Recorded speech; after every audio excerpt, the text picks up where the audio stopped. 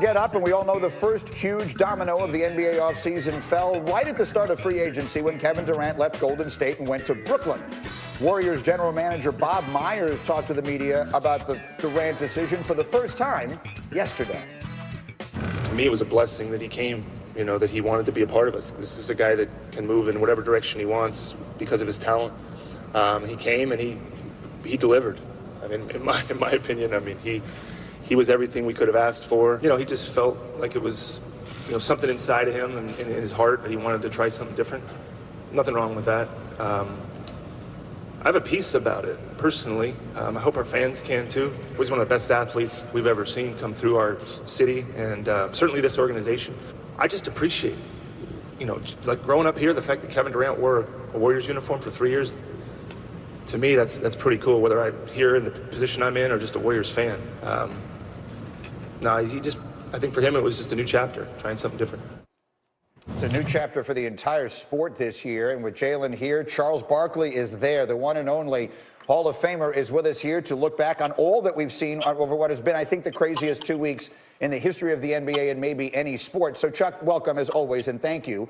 And let's start right there. You saw what happened with Durant and Kyrie and Kawhi and everything else. To you, what was the most significant move that got made in the NBA over the last 2 weeks? Well, obviously, Anthony Davis going to the Lakers. He's one of the 5 or 6 best players in the world. That was significant. Kawhi going to the Clippers and bringing Paul George. That's probably 1 and 1A. And then you probably got Kevin. I moved him to probably 2 because he's not going to play this year. But listen, for the Clippers and the Lakers to get those guys, it was amazing. So let's start focusing on some of the individuals, and then we can go big picture. As far as Durant and Kyrie, and the fact that KD will have to wait a year before he can play, and we saw Kyrie with his own team in Boston last year, and that didn't go well. What do you think this year is like, and ultimately, how good do you think KD and Kyrie will be together? Well, I think this is a really huge year for Kyrie, because last year he clearly failed as a leader. And, that Brooklyn team, man, they got a bunch of good young players. They got a terrific coach and GM. This is going to be, in my opinion, the biggest year in Kyrie's career, because he's got to be a leader. They probably should still make the playoff in the Eastern Conference, but at some point, he's got to understand when you're the man, it's a tremendous amount of pressure. You get all the credit, but you get all the blame. So now he got all the blame. He's got another chance, and I'm curious to watch that Brooklyn team. Chuck, staying in the East, Boston loses Kyrie, as you guys just discussed. Philly adds Al Horford, pays Tobias Harris, also pays Ben Simmons. What are your thoughts about those two teams? And along with the Bucks, who's your favorite to win the East? Clearly, the Philadelphia 76ers. I thought the addition of going out and getting Al Horford, and I think Tobias Harris is going to be terrific there. But let me tell you something. It's going to come down to Ben Simmons and Joel Embiid.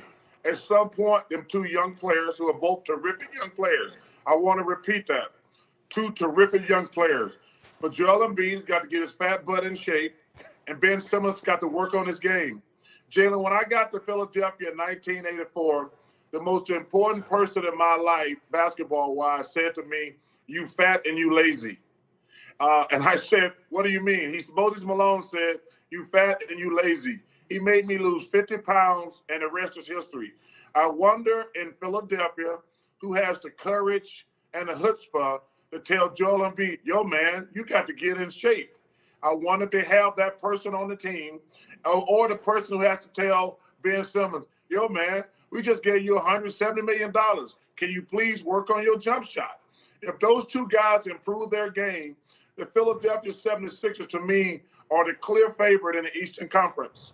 It's fascinating that you say that. And I wonder, you just made me think of something that I hadn't anticipated asking you. But when you talk about that, there's been a lot of attention paid, obviously, to Zion Williamson. And his coach from college, Mike Krzyzewski, just said he wasn't in the shape physically or mentally to be playing in Summer League. And I get that Summer League is not that important. But what concerns do you have along those lines, the kind of thing you're talking about here for Zion as he enters the league this year? It's interesting, to be honest with you, Greedy, because I was fat. I don't know. They're going to have to do some really interesting tests on Zion's body, because he doesn't look fat at all. But I was fat, so I needed to lose weight. I don't I don't know what Zion's body weight, his perfect playing weight is going to be. I thought 300 was my perfect weight in college. It was in college. Okay, I love it. All right, let's go to the next. But like I say, I had to lose 50 pounds to become a Hall of Famer. I think he's got a great system down in New Orleans. I love David Griffin and Alvin Gentry.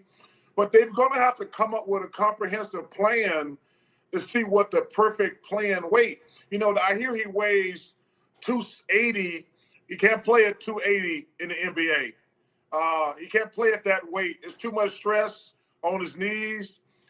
Because, you know, he's so big and he's so strong, but everybody in the NBA is big and strong. But they're going to have to figure out, because I think he's a great kid.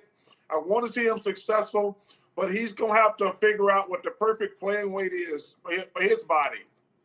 All right, Charles, there's one thing that you and I have in common, and I've been having this fight with Jalen now for as long as we've been doing this show, and I hate super teams. I know you hate super teams. Do you think with all the moves we saw during this offseason, and especially with Kawhi Leonard choosing not to sign with the Lakers and create what might have been an unbeatable team, do you think that we have seen the end, at least for the moment, of super teams in the NBA?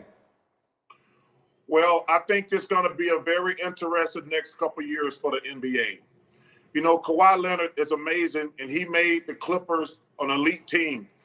But one thing that happened, they ruined two other teams, the Toronto Raptors and the Oklahoma City Thunder.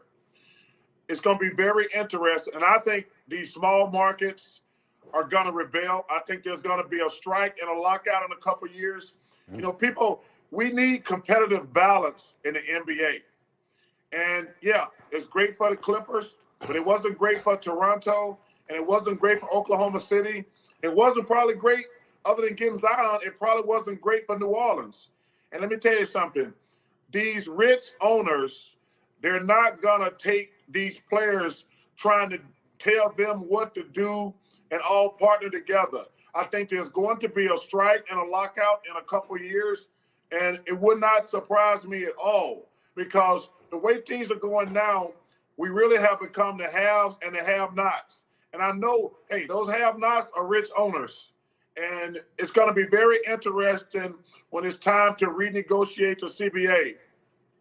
Charles, there's this thing happening in today's landscape of the NBA that I call pre-agency, where players aren't necessarily free at the end of this season, have a couple of years left on their contract, but still go to the team and let them know that they don't either want to continue to be with the team or they won't re-sign. Paul George did it with OKC. Anthony Davis did it with the Pelicans. Do you have an issue with players while they're still under contract going to a team, letting them know that they're unhappy and they don't want to be there anymore? You know, that's a really tough question, Jalen. That's a really tough question. But that goes back to the point I'm making. These owners, they pay their best players all this money, and then if they're going to lead them at the altar, that's going to happen. I don't even know what they can actually do to stop it. But I tell people all the time, I hear all these guys talking about, man, it's great. All these players got all this power. Well, let's be realistic. There's only 10 players who got tremendous power. But it's going to affect the other 90% when it comes to the CBA. Because let's be realistic. This thing is about money. Everybody's making a lot of money. But these small markets, if they can't compete, they're going to do something to stop this player mobility. Charles, I got one more thing. Must-see TV. Two of the last three MVPs will be playing together in Houston. James Harden and Russell Westbrook. What do you anticipate from that pairing? Jalen, when I first got that information, I said, interesting. Very interesting. You know, I suggested 2 years ago that they move Russell Westbrook to the two-guard position. That's the only way I think it can work. But Russell would have to buy in, give the ball up to James, because James is going to have the ball. But, you know, as one thing that I thought about also, you know, I saw you guys talking earlier about D'Angelo Russell being a trade piece. I think Russell Westbrook could be a trade piece also if that thing doesn't get off to a good start. I don't know how it's going to work, but I will tell you this. It's going to be fun to watch because, listen, I really feel sad for Russell Westbrook. I'm not going to lie to you. You know, Jalen, we look at all these players in the NBA, and some of them are bums and can't play dead. They make $30-40 million a year. This kid, Russell Westbrook, gives 120, 30, 40, 50% every single game. And all he does is get criticized. It really drives me crazy. Hey, listen, we all want to win a championship, but I'm going to always respect Russell Westbrook. That guy, first of all, I want to make it clear, is he the perfect basketball player? No. But that guy gives maximum effort every single night. And as an old player and a fan, I'm going to always admire that man. Really well said. Preach. One last thing, I want to have a little fun here, Charles, because you know how much I love golf. And we've seen you over the years and had our share of fun with it. But you were He's gotten better, too. Look at this. This is at the celebrity tournament. Did I see you put some spin on No this ball? hitch in the swing Watch anymore? this. Jalen, watch this. Watch him pull the string here. Watch this thing come shooting back. Attaboy. What's a good-looking ball, Charles? What's going on here? Hey, listen. Greeny, first of all, Greeny, we got to play together, man. I love when you talk about golf. I saw you talking about Tiger this morning. Yeah. I love golf. I'm playing a lot better. I had my best finish in Lake Tahoe in 25 years. Hey, my new teacher, Stan Utley's got me playing a lot better. Shout out to Stan Utley. But it was a great weekend in Lake Tahoe. But I'm getting better. But Greeny, you keep ducking me, man. Why are you What's up with ducking that, me? Greeny? Listen, this is the first I've heard.